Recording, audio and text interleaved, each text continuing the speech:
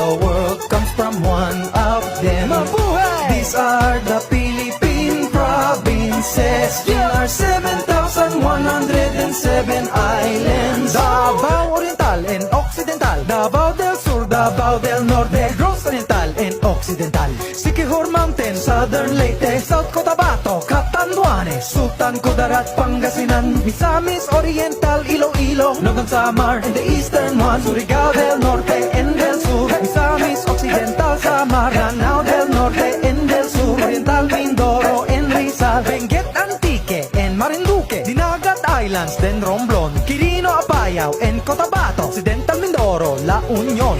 These are the Philippine provinces. Every Pinoy in the world comes from one of them. Mabuhay! These are the Philippine provinces in our 7,107 islands.